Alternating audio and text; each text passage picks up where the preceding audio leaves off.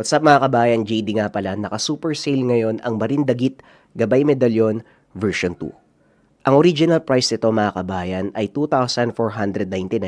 Ngayon makukuha nyo siya sa halagang 999 pesos. 1,500 ang discount hanggat meron tayong stocks. Total of 100 pieces lang yung stocks namin nito mga kabayan. Sa ngayon, in-announce ko siya kagabi, meron pang natira na almost 40 pieces. Ang Marindagit Gabay Medallion version 2 ay pampaswerte at gabay sa career, health, love life, and finance. Yung kalabaw naman, yung simbolo ng kalabaw kung familiar kayo kay Haring Balaw, nagbibigay ito ng karagdagang lakas sa pangangatawan, karagdagang resistensya at kasipagan. Kung interesado kang makuha to na discounted price ng 1,500 pesos, i-visit lang ang TikTok shop ng Lika Merchandise or i-click yung link na nasa comment section. Habol na kayo mga kabayan, super sale yan. Ang kwentong ito ay hangong sa totoong buhay. Mula ito sa isa nating kabayan na itago na lang natin sa pangalang Rafael. Walang eksaktong taon, probinsya ng Mindoro. Balita ko, malaki daw yung deposito ng ginto sa bagong minahan pare ah. Sa tingin mo, nakachamba na naman ba tayo? Wika ni Dario. Ayoko magpakasigurado. Kilala mo ang amo natin. Nung nakaraan nga sa Negros, diba? Malaki din yun. Pero halos hindi pa umabot ng 5% yung pinapamahagi niya sa mga kasama natin. Mabuti na lang malapit tayo sa kanya. Kung hindi, baka nagutom na ang pamilya natin. Oo nga eh. Hindi ba nakukonsensya ang taong yun? Alam mo Dario, ang mga taong nakaiga sa pera, walang pake mga yan kahit sa kalam ng sikmura ng iba. Pasalamat ka na lang. Nabibigyan ka ng swerte kahit papano. Pag-uusap ng magkaibigang Dario at Rafael. Parehong nagtatrabaho sa isang malaking kumpanya ng pagmimina. Pagmamay-ari ito ng isang mayamang negosyante. Tapos ng kursong arkeolohiya. Ngunit pinili magtrabaho bilang mananaliksik sa minahan. Dulot ito ng kahirapan. Mula sa pamilya na magsasaka itong si Rafael na ang tanging ikinabubuhay, pagtatanim ng sibuyas. Sapat lang ang kita upang makaraos sila ng buong panahon bago mag-anihan. Minsan ay nakakapangutang pa ang ama dahil sa gastusin sa pag-aaral ng binata. Gayunpaman, iginapang nito si Rafael hanggang sa makapagtapos. At bilang pagpapasalamat sa mga magulang, nang makapagtapos sa pag-aaral, tinanggap nito ang alok ng isang kumpanya na nakabatay sa kanilang probinsya. Sa loob ng 2 taon, nagawa nitong maipagawa ang kanilang tahanan, nabilihan ng kagamitan sa pagsasaka ang ama, at para sa dagdag kita, pinundaran ni Rafael ng maliit na tindahan ang ina. Nadestino sa iba't ibang bahagi ng bansa ang binata, kasama ng kanyang amo na itago na lang natin sa pangalang Lorenzo. Hanggang sa makabalik sa sariling probinsya dahil sa isang malaking proyekto. Nakabili ng lupain ng kanyang amo sa probinsya ng Mindoro. Sa tulong ni Rafael, nalaman nilang may malaking deposito ng mamahaling metal at ginto sa lugar. Kaya naman sumugal ito. Binili ang lupain sa mataas na halaga. Maging ang permiso sa pagmimina, ginawa nila ng paraan. Sinuhulan ang kinauukulan upang magkaroon ng legal na papeles kahit sa ilegal na pamamaraan.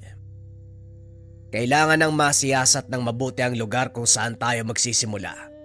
Rafael, handa na ba ang grupo mo? Kaming 2 lang ni Dario ang lalakad mo. Ayoko may kasamang iba. Alam mo naman yan, boss, diba? O na, ikaw na ang bahala. Mahalaga lang na malaman natin kung saan tayo magsisimula. Ibinigay ni Lorenzo ang mapa ng lupa. Kagad nang umalis sina Dario. Parang gusto ko nang bumalik ah. Napakatarik naman pala ng daan papunta sa lugar. Kung alam ko lang na ganito yung dadaanan, hindi na sana ako sumama. Wala ka di magagawa, kaysa naman hindi ka pasweldoy ni boss. Ay naku kung sabagay. Pero sigurado ka ba? May deposito ng ginto doon sa itaas? Tama ka Dario. At hindi lang sa itaas, kung hindi sa buong lupain. Halika na. Hanapin natin ang kuwebang ito. Posibleng may pasukan para makapunta sa aktual na deposito. Napalunok ng laway si Dario dahil mahigit 50 ektarya ang lupaing iyon na sumasakop sa isang buong bundok at sa maliit na pamayanan ng mga katutubong mangyan. Hindi naman kaya tayo magkaroon ng problema sa mga katutubong nakatira sa bahaging to? Tanong ni Dario habang nakaturo sa mapa. Nang mga sandaling iyon, nakatayo sila sa pinakamataas na bahagi. Tanaw mula sa lugar na iyon ang kabuuan ng nasasakupang lupain. Tinignan ni Rafael ang marka sa mapa. Hinanap ito sa paligid. Hindi na halos makita ang tanawin dahil sa kapal ng ulap na bumabalot sa bandang ibaba. Ngunit mabilis na natukoy ni Rafael ang kinaroroonan ng maliit na pamayanan sa pamamagitan ng kanyang kompas. Yan ang aalamin natin. Halika, punta natin ang nayon. Malapit lang yan kung nasaan tayo ngayon. Wika ni Rafael. Ngunit hindi sang-ayon si Dario. Teka lang Rafael. Baka mamaya katayin tayo ng mga yan eh. Huwag na lang kaya. Ano ka ba naman? Anong kakatayin? Hoy Dario, ilang katutubo na ang nakaharap natin eh. Hindi ba may mga rebelde pa nga? Nadukot pa nga tayo noon sa Kandoni. Ano kinakatakot mo ngayon? Yun na nga. Hanga din ako sa lakas ng lobo pare. Ilang beses na tayong nalagay sa peligro pero hindi ka pa rin tumitigil. Nasaan ba napunta ang atay mo? Bakit naman ako matatakot? Alam mo Dario, may paniniwala ako eh, kasabihan. Kapag oras mo na, oras mo na. Kahit ilang batalyon pa ang karapin mo, kung hindi ka pa kukunin na mailikha, walang makakapatay sa'yo. Pero kung panahon mo na, hindi na ituloy ng binata ang sasabihin.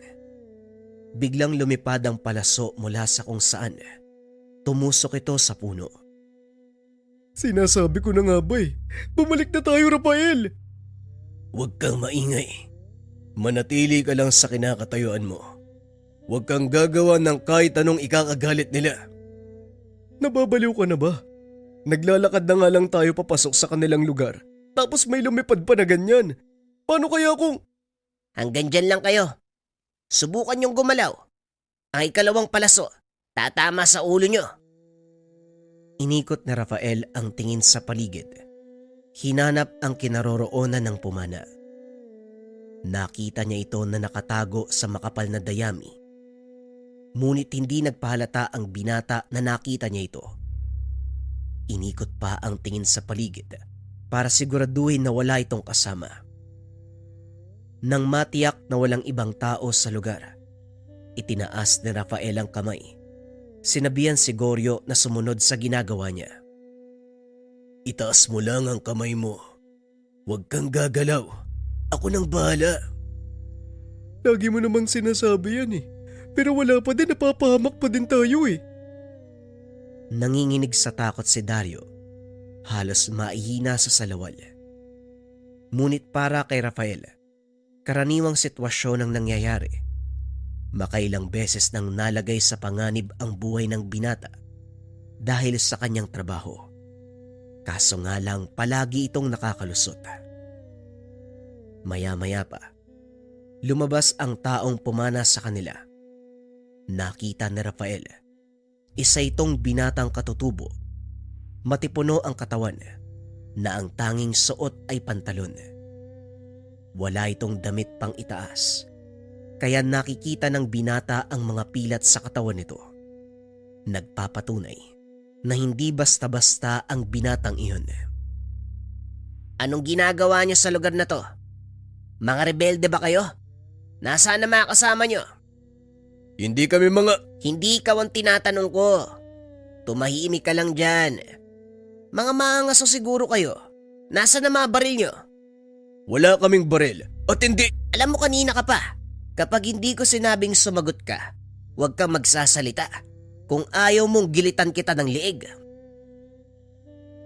Tumangulang si Rafael bilang tugon. Kinapaan sila ng binata at nang mapagtanto na walang dalang sandata ang dalawa, ibinaba nito ang sandata. Anong kailangan nyo? Bakit kayo nandito? Sagot! Ay salamat. Isa akong sentipiko. Nandito kami para suriin ang paligid. Ano ang kailangan nyong sariin? Tinitignan namin kung may makikita ba kaming bakas ng kasaysayan dito. Mula kami sa isang malaking kumpanya na nagmimina. Kailangan kong malaman kung may mga tipak ng kasaysayan ng ating bansa bago namin ituloy ang operasyon. Mga minero. Kayo siguro yung sinasabi ng mga tao sa patag. Pagmamay-ari namin ang kabundukan. Dito namulat ang aming tribo. Kaya umalis na kayo dahil wala kayo mapapala. Magagalit lang sa inyo yung mga espiritong naninirahan sa kuwebang yan. Napatingin si Rafael sa itinuro ng binatang katutubo. Nakita nito ang kuweba sa mapa. Ibig sabihin, talagang may naninirahan sa lugar na yan. Pwede bang ipaliwanag mo sa akin ang kasaysayan ng bundok na ito? Sinakyan ng binata ang sinasabi ng katutubo para makuha ang loob nito. Nakagad namang pumayag. Hindi ako nakakaalam ng buong kasaysayan, kundi si Apo Elias. Kung gusto nyong marinig ang kwento, sumama kayo sa akin. Pero kailangan kong italya mga kamay nyo. Italia mga kamay. Rafael, ano ba tong pinasok natin? Kumalma ka. Ako nang bahala, sumakay ka na lang. Kung gusto mong makaligtas tayo dito. Huminga ng malalim si Dario at napailing. Ay naku, parang nagsisisi talaga ako. Dapat hindi na ako sumama eh. Magtiwala ka lang. Para ka namang bago ng bago. Habang nag-uusap ang dalawa, itinatali naman ng binata ang kamay ng mga ito gamit ang baging ng nito. Matapos ay hinila ang dalawa papunta sa direksyon ng nayon. Ilang minuto lang ang nakalipas. Narating nila ang maliit na pamayanan. May mga kabataang naglalaro at ilang nakakatandang nag-uumpukan. Nag-uusap sila. Habang ang kababaihan naglilinis ng palay na binabayo at ang mga kalalakian nagkakatay ng kanilang mga nahuling hayop. No ma'am, sino yung mga kasama mo? Wika ng isa sa mga katutubo. Mga sentipiko daw sila. Pinadala ng isang kumpanya na nagmimina. Ano naman ang kailangan ng mga taong yan? Alam mo na yon. Pero gusto daw nilang makausap si Apo Elias. Nagpapahinga ang apo. Hindi siya maaaring istorbohin. Sabihan mo mga kasama mo mag-intay. At pwede bang kalagan mo sila? Baka isipin ng mga yan nakakatayin natin sila dito. Masama na nga ang trato sa atin ng patag. Huwag mo nang palalain. Sinisiguro ko lang na wala silang gagawin sa akin habang papunta kami dito. Hindi ko sila kilala. Mamaya bigla na lang akong hampasin eh. Sige na, kalagan mo na ang mga yan. Dalin mo dun sa kubong yun oh. Bigyan ng makakain at maiinom. Opo Manong Rene, pasensya na ho kayo. Dinala ni Nomar ang dalawa sa kubong itinuro ng isang katutubo. Hinainan ng makakain. O diba? Hindi naman sila ganong kasama eh. Mukhang masarap ang kamuting kahoy na to ah. Wika ni Rafael. Sabay dampot ng isang perasong kamote. Nang makagat ito, nagkunwaring nalasa ng binata para asarin si Dario. Rafael! Tinamaan ng lintik! Sinasabi ko na nga ba eh, gumising ka! Napaka-nervyoso mo talaga. Biro lang. Kumain ka na. Walang laso ng kamote, ang sarap-sarap nga eh. Itong... Talagang baliw ka. Ulitin mo pa yan. tutuluyan na kita. Habang kumakain ang dalawa, kinakausap naman na mga kasama ang binatang nagdala sa kanila. Panay ang lingon nito kay Rafael habang may kung anong tinuturo sa paligid. Maya-maya ay lumapit sa kanila si Nomar. Nomar ang pangalan mo, hindi ba? Pwede bang malaman kung ano ang pinag-uusapan nyo? Wala naman. Ipinapaliwanag ko lang sa kanila kung saan ko kayo nakita. Halika na. Mukhang gising na si Apo Elias. Lumabas ng kubo ang mga ito. Nagpunta sa isang katabing dampa. Doon ay nakita nila ang isang matandang katutubo na halos sumasayad na sa lupa ang balbas at puting buhok. Anong kailangan ng mga tagapatag sa aming kabundukan? Naparito po kami para siyasatin ang paligid. Kung meron kaming tatamaang mga pamayanan at mga lugar na maaaring magtala ng kasaysayan ng bansa. Kasaysayan ng bansa. Ang dinig ko kay Nomar, nagtatrabaho kayo sa isang malaking kumpanya ng minahan. Hindi kaya dahil sa ginto kung bakit kayo nandito? Yun po ang trabaho namin. Pero bago kami maghukay, sinisiguro muna ng aming amo na wala kaming matatamaang mga tao o lugar na mahalaga sa kanilang kultura. Ang buong kabundukang ito, aming tahanan, at sa paligid, may mga makasaysayang lugar, gaya ng libingan ng aming mga ninuno at kuweba kung saan naglalagi ang bantay ng kagubatan, kaya hindi nyo ito maaaring galawin. Yan po ang gusto kong malaman, Tatang. Maaari po ba kaming magpunta sa kuwebang sinasabi nyo? Dumaan po kami doon kanina, pero mas inuna namin ang puntahan kayo para humingi ng permiso. Gaya nga ng sinabi nyo, kayo pa rin ang naunang naninirahan sa lugar. Pasensya na, pero hindi ko maaaring pahintulutan ng kailingan mo, binata. Kapahamakan ang hanap mo. Umalis na kayo, nang sa ganun walang kaguluhang mangyari. Tugon ng matanda. Nanlumo si Rafael sa sinabi nito. Kahit gaano pa kalakas ang pagdanais niyang puntahan ang sinasabing kuweba, wala siyang magagawa dahil sa mga oras na yon. Bantay sarado ng mga katutubong mangyan ng lugar.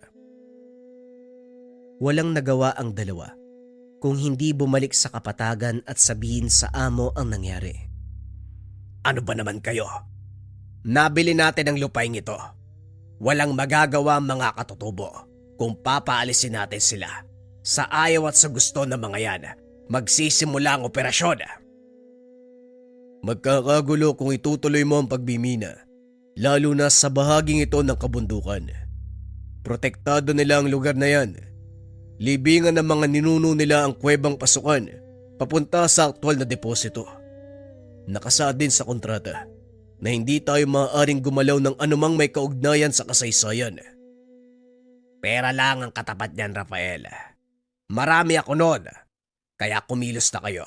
Sa susunod na araw, sisimulan natin ang paglilinis ng daanan. Napailing na lang si Rafael. Wala itong magawa kung hindi ang sumunod sa utos ng amo. Nang sumunod na araw, nagdatingan ang malalaking truck at kagamitan sa paghukay. Sinimulan ang pagtibag sa kabundukan upang makagawa ng daanan para sa mga sasakyang maghahakot ng hinukay na bato at lupa. Dadalhin nito pababa ng bayan. Nang mga oras na yun, nakaupo si Rafael sa kanyang sasakyan. May napadaang matanda. Dali-dali itong bumaba para pigilan sa pagtuloy dahil delikado ang daan. Tatang, saan po kayo pupunta? Wala na pong daan dyan, delikado. Baka gumuho yung lupa, matabunan kayo. Sinong nagsabi? Kayo? Bata pa lang ako. Dumadaan na ako sa lugar na ito. Paakyat at pababa ng kabundukan. Dito na ako tumanda. Kaya wag mo kong sabihan na mali ang daan ko. Hindi naman po sa ganun, Tatang. Ang sinasabi ko lang, sarado na po ang lugar na ito. Kailangan nyo maghanap ng ibang madadaanan. Delikado po kasi. Delikado. Hindi ba mas mapanganib ang ginagawa niyong paghukay? Nananahimik ang kabundukang ito. Ginagambala niyo ang mga nakatira. Wala naman pong bahay sa bahaging ito, Manong eh. Kayo lang po ang taong nakita kong dumadaan ngayon. Teka, saan po ba banda yung bahay nyo nang maiatid ko na kayo? Nakikita mo ba ang kuwebang yon? Doon ako nakatira. Ngayon sabihin mo sa akin, meron bang ibang daanan papunta doon? Napagtanto ni Rafael. Wala ngang daan papunta sa kuweba. Hinarangan na ito ng malalaking bato at kasalukuyang naglalagay ng mga pampasabog ang mga tauhan ni Lorenzo para tibagin ang bahaging iyon ng kabundukan. Yan nga ang gusto kong sabihin sa inyo, Tatang. Hindi na po kayo maaaring tumuloy dahil sira na ang daanan. Naglalagay ng pampasabog ang mga tauhan ko para tibagin ang malalaking bato. Ay nako, kapag pera nga naman, ang mga tao handang sirain ang lahat. Wika ng matanda sabay lakad palayo. Biglang tumunog ang alarma na hudyat ng pagsabog. Napatingin si Rafael sa tinitibag na kabundukan. Muling nilingon ng matanda, ngunit wala na ito sa kanyang kinakatayuan.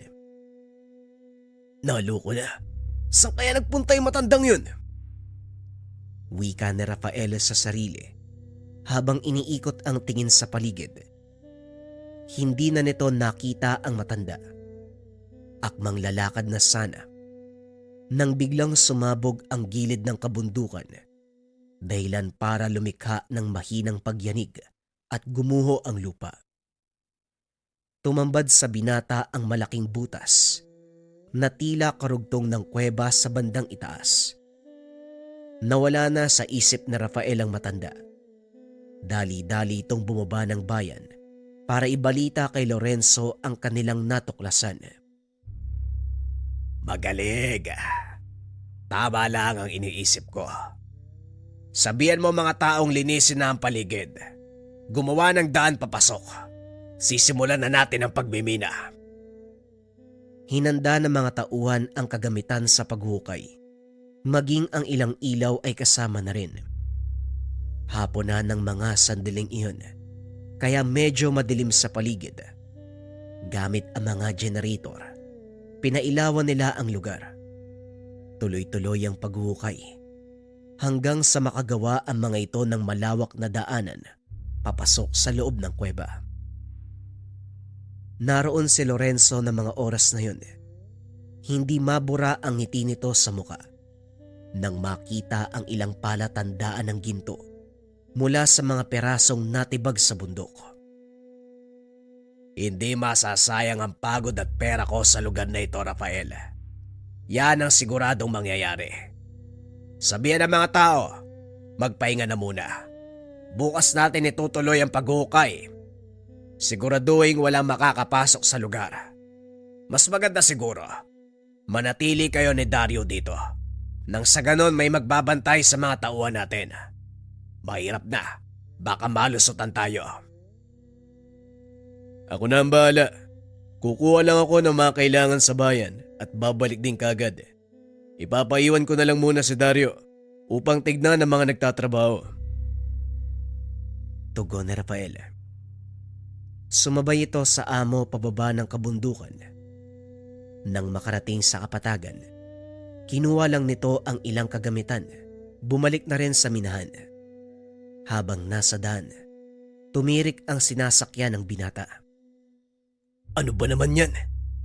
Bakit ngayon ka pa talaga nagloko? Wala pa namang tao dito. Ang layo ko pa sa bayan, no? Wika ni Rafael habang tinitignan ang makina ng sasakyan. Halos mapatalon sa gulat si Rafael nang biglang may nagsalita sa kanyang tabi. Oh, mukhang may sira ang sasakyan mo. Anak ng tatang naman, bakit bigla ka nalang sumusulpot? Pasensya ka na kung nagulat kita. Napadaan ako eh. Nakita kitang huminto. Nagtaka si Rafael. Wala itong napansin na naglalakad sa gilid ng kalsada bago pa tumirik ang sasakyan.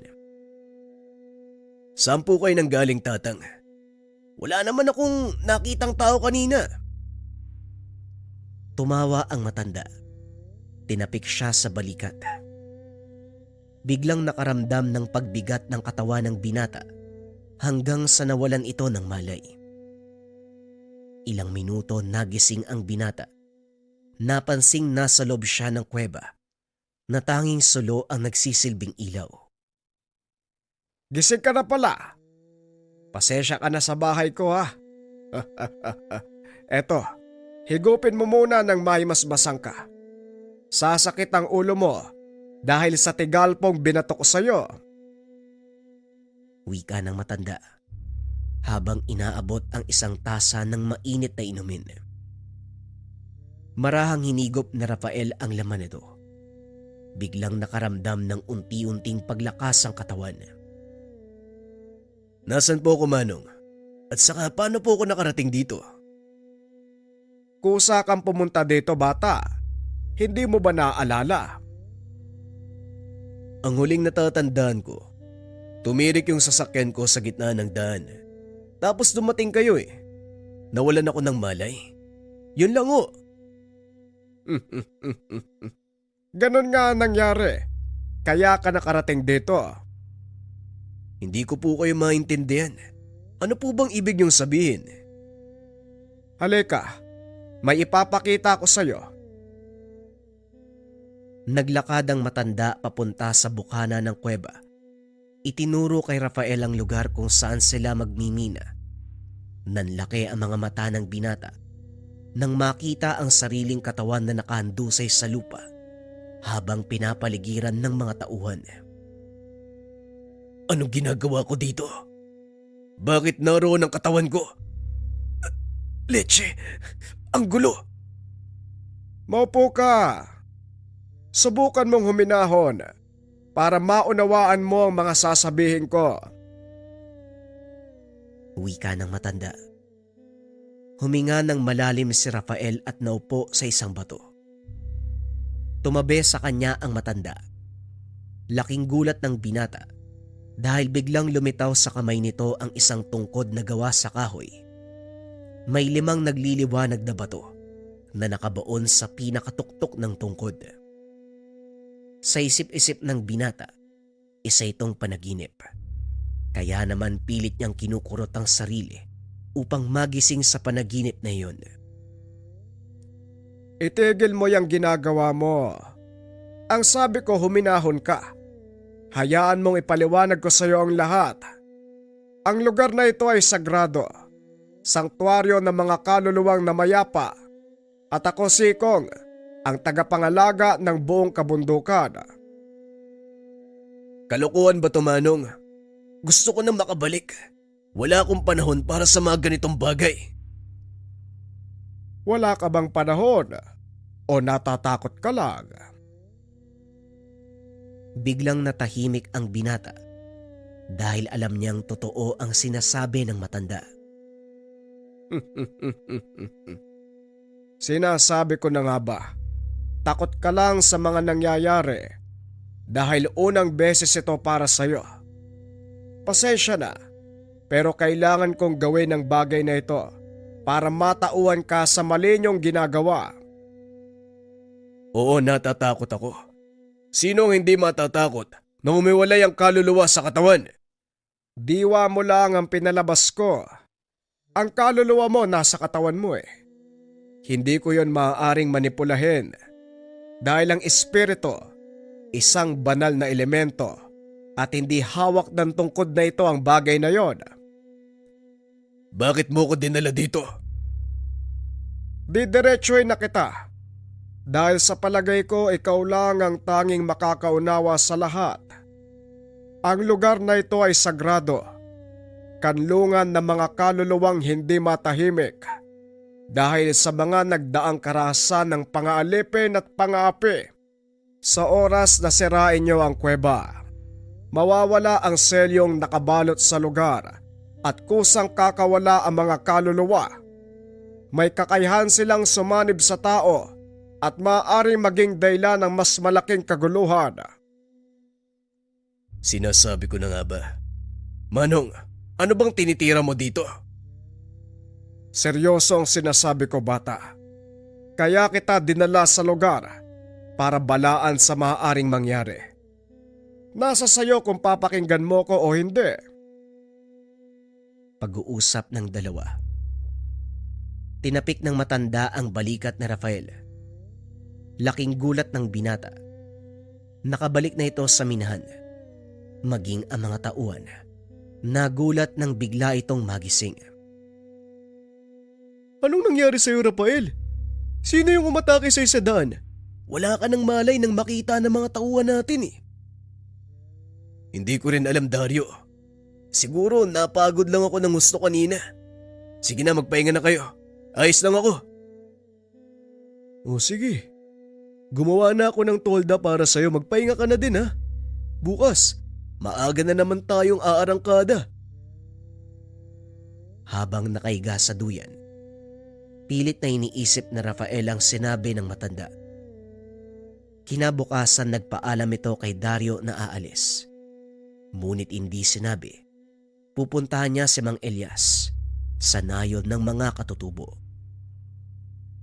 Inaasahan nitong magagalit ang matanda dahil sa kabila ng pagtutol ng mga katutubo, ipinagpatuloy nila ang pagmimina. Sa bukana pa lang ng nayon, sinalubong na ito ng mga tao para itaboy. May ilan pang nagbato ng mga sibat. Titigil nyo yan! Hindi tayo marahas na tao. Hayaan mo siyang makapasok para maipaliwanag ang kanyang panig. Yan po ang sadya ko dito. Pero bago ang lahat, nais kong humingi ng kapatawaran. Dahil sa kabila ng pagtutol nyo, ipinagpatuloy pa rin ng amo ko ang pagbimina. Pasensya na ho. Wala akong magawa eh. Pumasok ka, binata. Sa loob tayo mag-usap. Sinasabi ko na nga ba eh, hindi ka mapagkakatiwalaan. Dapat noon palang tinuluyan na kita eh. Numar, tumigil ka. Hindi mo ba nauunawaan? Binabayaran lang ang taong ito para gawin ang kanyang trabaho. Alam kong mahalaga ang sadya mo, kaya sabihin mo sa akin ang gumugulo sa isipan mo. Kilala niyo po ba si Tandang Ikong? Nanlaki ang mga mata ng matanda. Nang marinig ang pangalan, tumayo ito at may kinuhang aklat. Siya Mang Ikong ba ang tinutukoy mo? Ang ermitanyong may hawak ng tungkod na may 5 bertud. Oo, kilala ko ang matandang yon. Sino ang hindi makakakilala sa isang makapangyariang ermitanyo na nagbabantay sa kuweba ng mga kaluluwa? Teka, paano mong nalaman ang tungkol sa kanya? Nakapag-usap kami kagabi. May kung ano siyang ginawa sa akin para mapunta sa kuwebang tinitirahan niya. Doon niya ipinaliwanag ang lahat eh. Siya Mang Ikong ang tagapagbantay ng kuwebang gusto niyong pasukin. Kung nakausap mo siya, siguro naman, hindi ko na kailangang ipaliwanag ang lahat. Yun nga ang dahilan kung bakit ako nandito. Gusto ko malaman kung totoo ang mga sinasabi niya. Kaya tinawag na kuweba ng mga kaluluwa ang yungib na yon. Dahil doon nakakulong ang mga hindi matahimik na espiritong namatay. Dala ng karahasan. Mapagigante ang mga yon. Marami nang nasalanta. Kaya ikinulong sila ni Mang Ikong sa kuweba gamit ang kapangyarihan ng kanyang tungkod. May hawak nga siyang tungkod. Pero ilang beses niyang sinabi sa akin na hindi saklaw ng kanyang kapangyarihan ng mga kaluluwa. Hindi saklaw ng tungkod ang mga kaluluwa. Ngunit may kapangyarihan nito na ikulong sila. Nagtataglay ng 5 bertudang tungkod na yon. Bawat isa, sumasagisag sa mga elemento ng mundo. Hangin, tubig, apoy, lupa, at ang panglima, kaluluwa o espiritu. Kahit hawak nito ang bertud ng kaluluwa, hindi pa rin niya maaaring utusan ng mga ito dahil hindi niya pagmamay-ari. Yun pala ang ibig niyang sabihin. Pero bakit ikinulong sa kuweba ang mga kaluluwa? Hindi lang mga kaluluwa ang nakakulong sa lugar na yon, kundi maging si Amang Ikong. Bakit naman siya ikukulong? Mahabang kwento. Pero kung handa kang makinig, isasalaysay ko sa iyo ang buong pangyayari. Maraming taon na nakakaraan. Aatras tayo ng maraming taon. Nang mga panong ito kilala sa bayan bilang mahusay na manggagamot si Amang Ikong. Marami ang humahanga at naniniwala sa kanya dahil karamihan sa mga may sakit na lumalapit ay gumagaling. Mataas ang kaalaman ng matanda pagdating sa lihim na karunungan.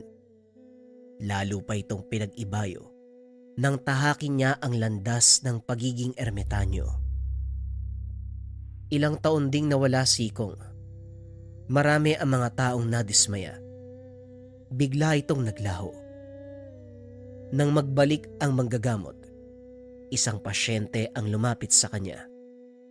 Malala ang kalagayan nito. Alam ng matanda na wala na itong pag-asa. Ngunit sinikap ni Ikong na matulungan ang pasyente. Sa kasamaang palad sa kalagitnaan ng panggagamot, binawian ng buhay ang pasyente dahil mataas ang kaalaman.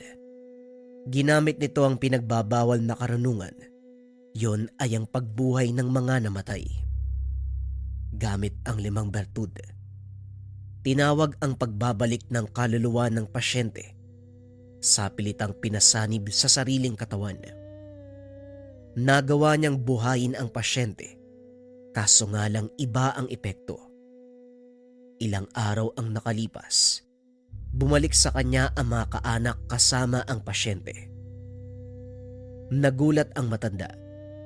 Punong-puno ng putik ang bunganga ng pasyente na itago na lang natin sa pangalang Carlos. Anong nangyari sa kanya? Bakit ganyan ang itsura ng iyong asawa? Yan ang gusto kong itanong sa inyo, Tandang Ikong. Anong ginawa mo sa asawa ko? Bakit siya kumakain ng lupa? Galit na galit ang asawa ni Carlos. Ayon dito, 1 linggo matapos ang gamutan, nagsimulang kumilos ng kakaiba ang asawa. Madalas na nakadapa sa lupa ang Ginoo. Tila naghukay. Isang araw nga, natagpuan nila na kumakain ito ng putik. Ito ang kabayaran ng muli kong pagbuhay sa kanya. Nagawa kong ikulong ang kaluluwa sa katawang lupa ng asawa mo. Ngunit sadyang tinatawag na ng kamatayan ng kanyang katawan. Binalaan ko kayo bago pa ako magsimulang manggamot na maaaring may mangyaring hindi maganda. Tumulong lang ako. Sinunod ko kung anong nais mong mangyari, kaya wag mo kong sisihin. Nagtiwala ako sa iyo, Tatang Ikong. Pero nung ginawa mo, naging halimaw yung asawa ko. Hindi halimaw ang asawa mo, Melba. Kailangan mo na siyang pakawalan dahil nais na ng katawang lupa niya ang magpahinga. Hindi ako papayag. Ayoko mamatay ang asawa ko.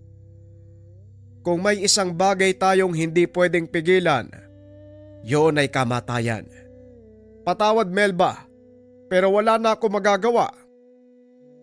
Dahil sa kaganapan, unti-unting nawala ang kumpiyansa ng tao kay Ikong. Hanggang sa ipinagtabuyan nito palabas ng sariling baryo. Muling nawala ang matanda.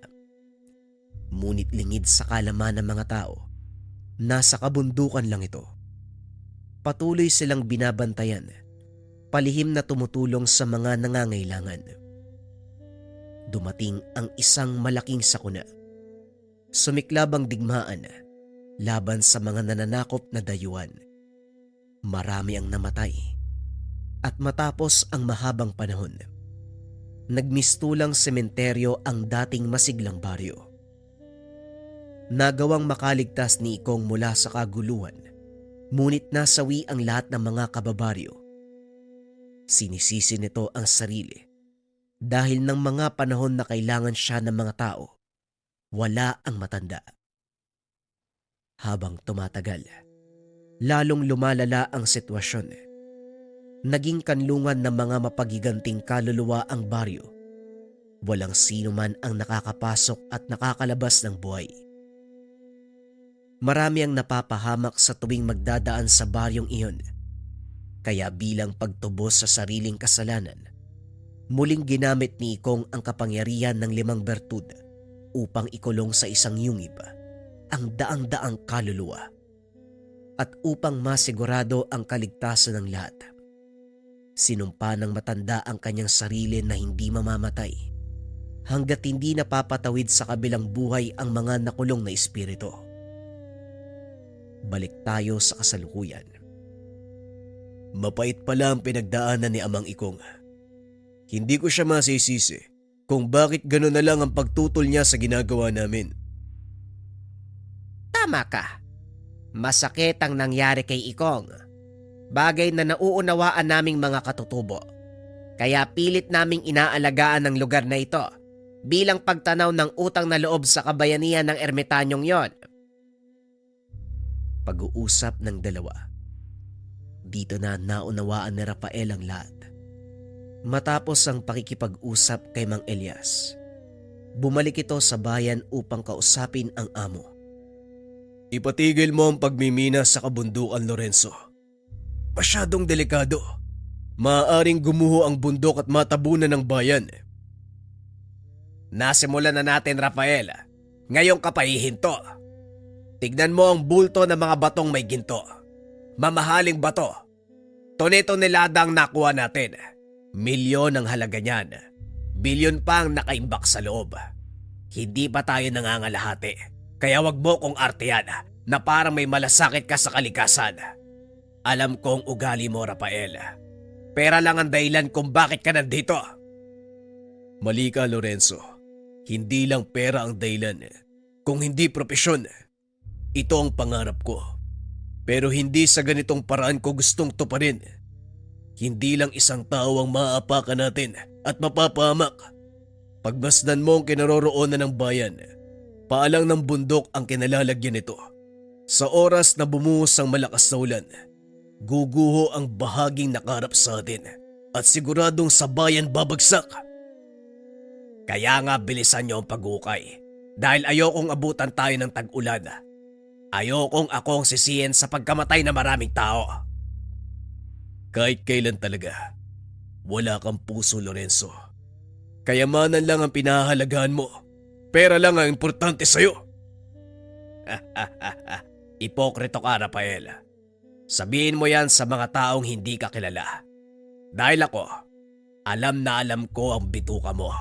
Wala kang pinagkaiba sa akin. Aminin ko totoo ang sinabi mo. Minsan ko hinangad na yumaman, pero hindi sa ganitong paraan. Pasensya na, Lorenzo. Ngunit labas ako sa anumang gulong pinapasok mo. Damay ka na, Rafael.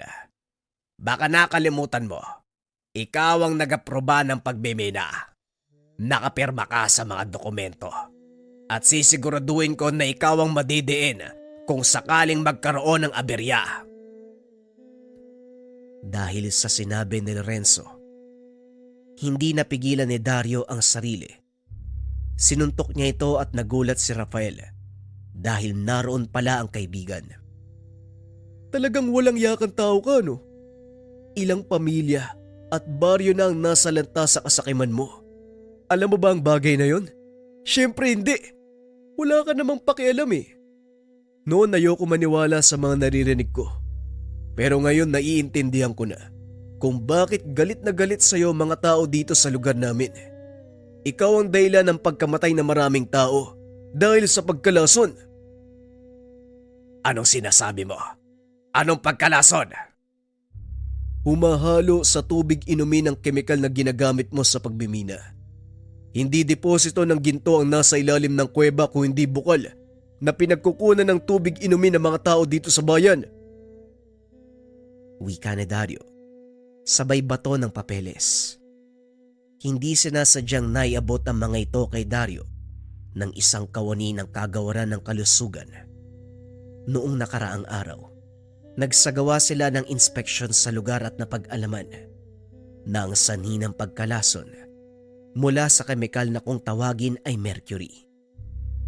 Sa mga hindi nakakalam, isa itong uri ng kemikal o malambot na metal natutunaw sa temperatura ng katawan ng tao.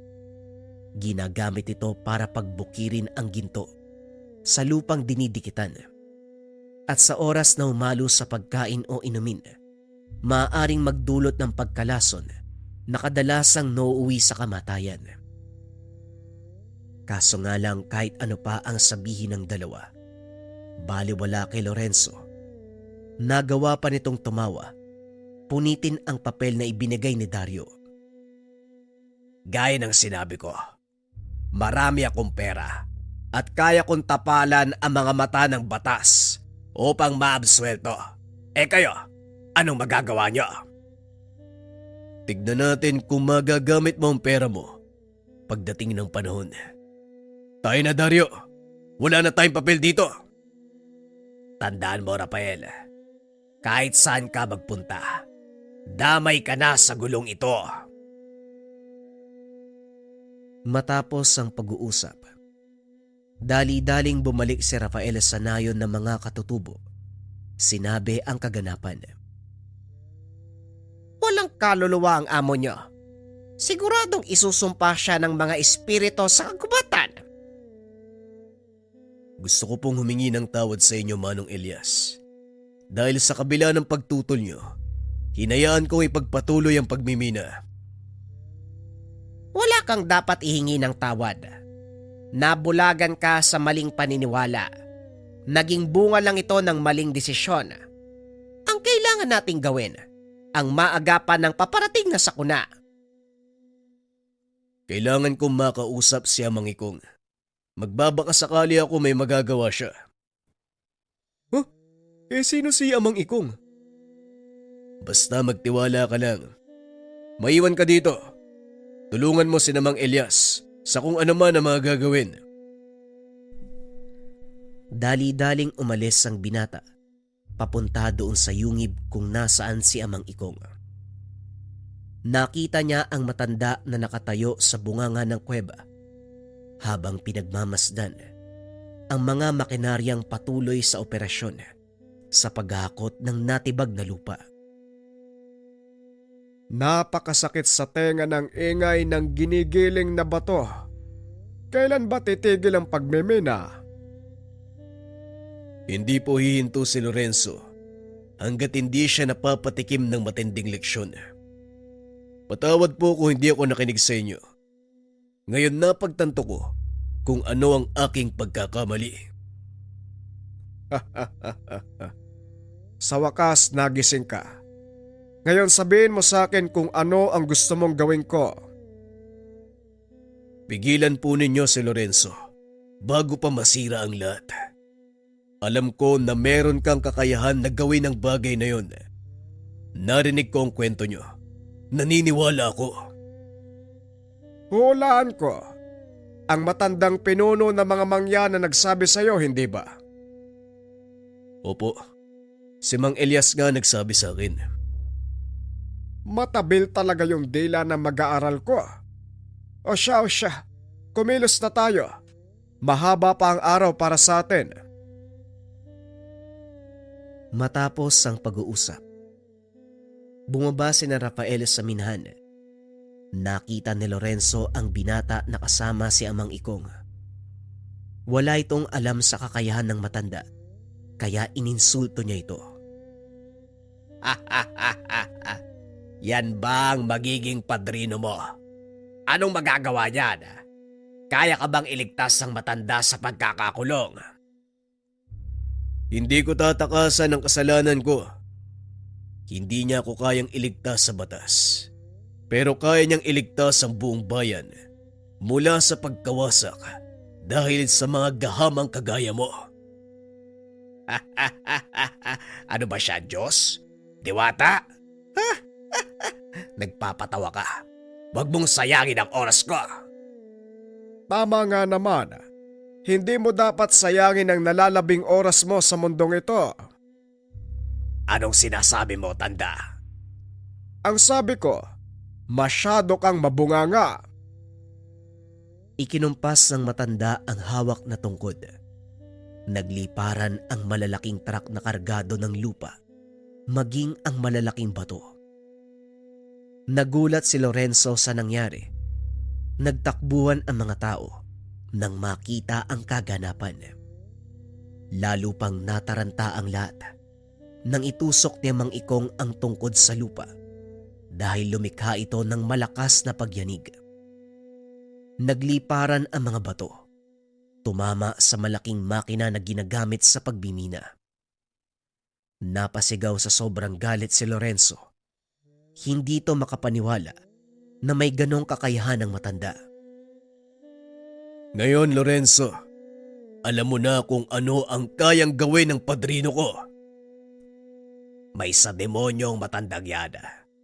Ikaw naman, Rafael, walang yaka. Wala kang utang na loob. Kung hindi dahil sa pera ko, wala ka sa kinalalagyan mo. Hindi yon dahil sa pera mo, kundi dahil sa pagsisikap ko. Nagkamali ako ng taong sinamahan at pinagsisisihan ko ang bagay na yon. Maraming buhay ang nawala dahil sa kasakiman mo. Kung ano ang inutang, yun din ang magiging kabayaran. Nilingon ni Rafael si Amang Ikong. Nakita na itinaas ang tungkod. Biglang nilamon ng lupa si Lorenzo hanggang sa tuluyan nitong naglaho. Unti-unting humupa ang alikabok at uminahon ang paligid. Sa wakas, natapos na rin ang kaguluhan. Hindi pa tapos. Tignan mo ang kalangitan. Paparating ang malakas na ulan. Kailangan nating umalis dito kung ayaw mong matabunan. Dali-daling umalis ang dalawa sa lugar. Sakto lang na nakarating sila sa mataas na bahagi. Rumagasa ang magkahalong putik at tubig pababa ng kabundukan. Papunta sa bayan ng baha. Huli na para ilikas sa mga tao. Huli na para ilikas sa mga tao. Pero hindi pa uli para pigilan ang daluyong na yan. Nakalimutan mo yata ang kwento sa'yo ni Elias. Itinaas ni Ikong ang kanyang tungkod. Nag-usal ng mga inkantasyon. Ilang beses niya itong inulit. Laking gulat ni Rafael dahil unti-unting lumihis ang baha papunta sa ilog. Ibang klase. Parang nanonood ako ng pelikula. Hindi lang yan ang kayang gawin ng tungkod na ito. Manood ka! Muling ikinumpas ng matanda ang tungkod. Isa-isang nagsipagtubo ang mga puno doon sa nakalbong bahagi ng gubat. Ngunit lingid sa kalaman ni Rafael na may mas malaking problema pa silang kinakarap. Habang nakaupo ang dalawa sa harap ng yungib, umalingaw-ngaw ang malakas na iyakan. Napatayo si Amang Ikong dahil alam nito kung ano ang pinanggagalingan ng mga boses. Naloko na. Mukhang nabasag ang selyo ng yungib. Anong ibig mong sabihin namang? Makakawala ang mga kaluluwa na ikinulong ko. Hindi ito maaari. Isang beses ko lang maaaring gawin ang ganong ritual. Kaya ko nasabing hindi ko saklaw ang mga espiritu dahil isang beses ko lang sila maaaring utusan. Mukhang magaganap na naman ang nangyari maraming taon na nakakaraan. Ano po maaari nating gawin? Kailangan nilang makatawid sa kabilang buhay. Ngunit hindi ko ito magagawa ng mag-isa. Kailangan ng tulong ng isang taong may sapat na tapang at kalinisan ng kalooban para hilingin sa mga kaluluwa na tumawid sa kabilang buhay.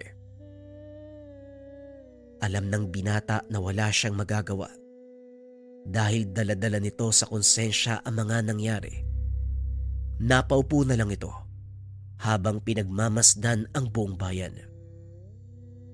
Rafael, anong ginagawa mo? Bakit hindi mo pa hawakan ng tungkod ni Amang Ikong? Kung meron mang may kakayahan dito para humiling ng kapayapaan, yun ay walang iba kung hindi ikaw. Tama si Elias.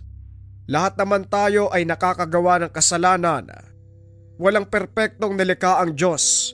Maging ako ay pinagbabayaran ng kasalanang nagawa ko maraming taon na nakakaraan.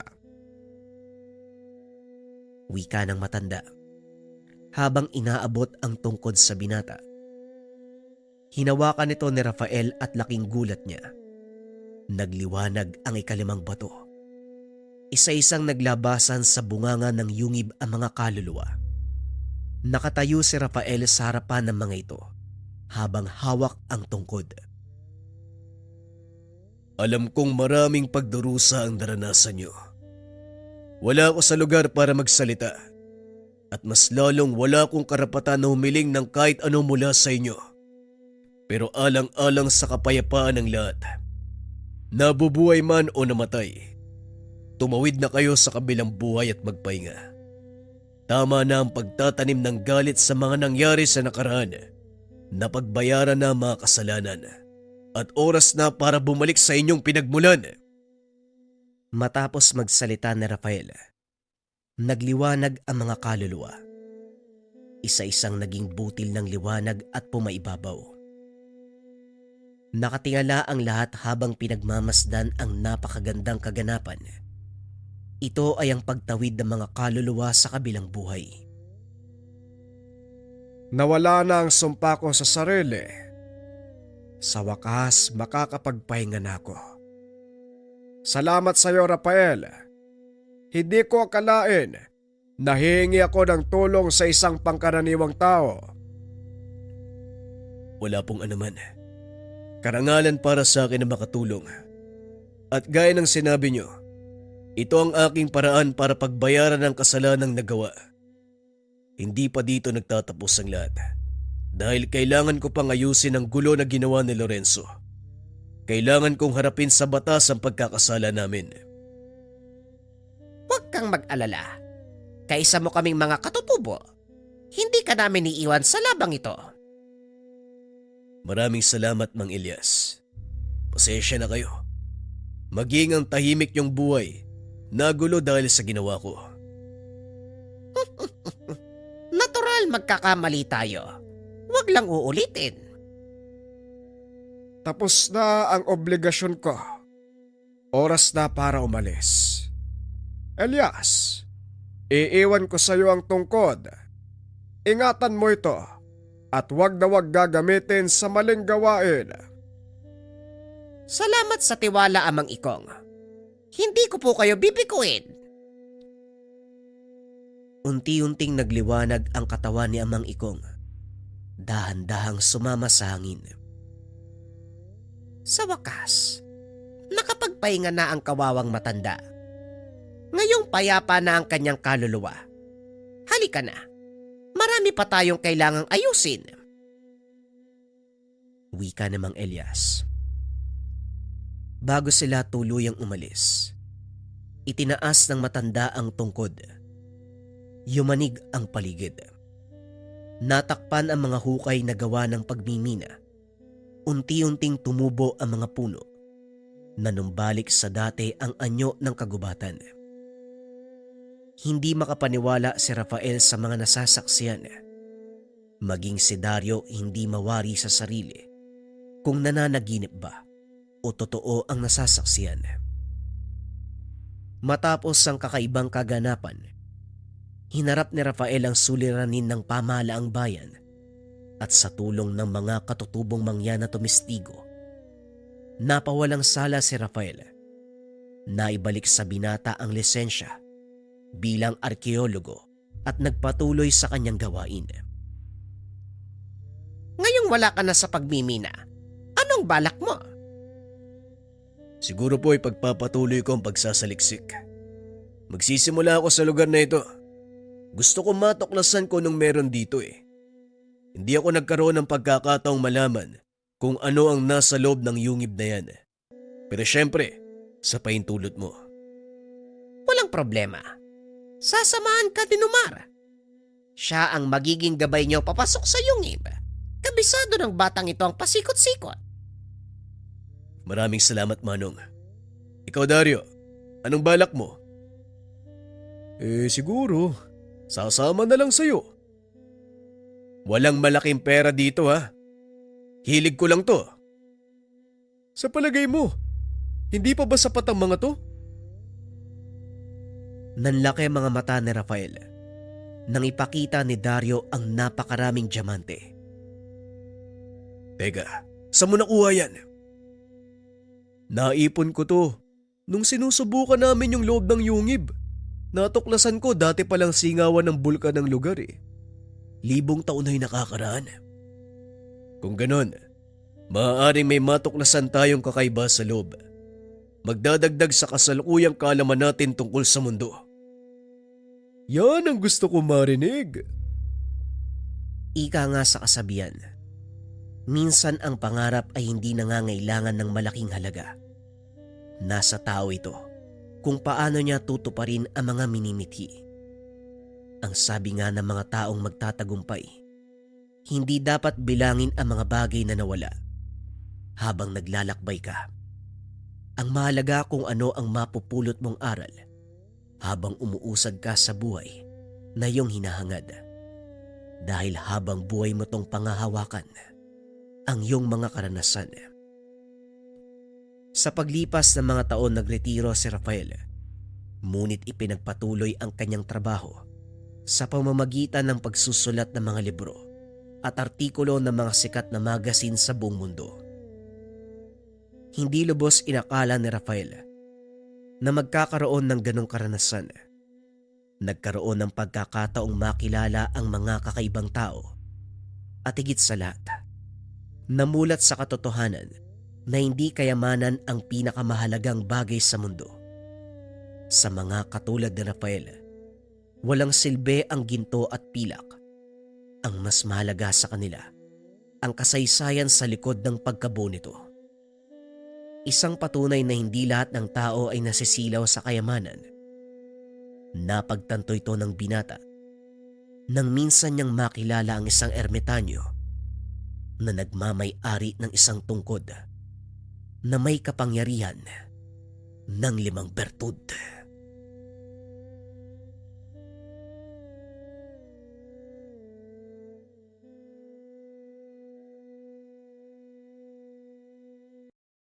What's up mga kabayan, JD nga pala, naka super sale ngayon ang Marindagit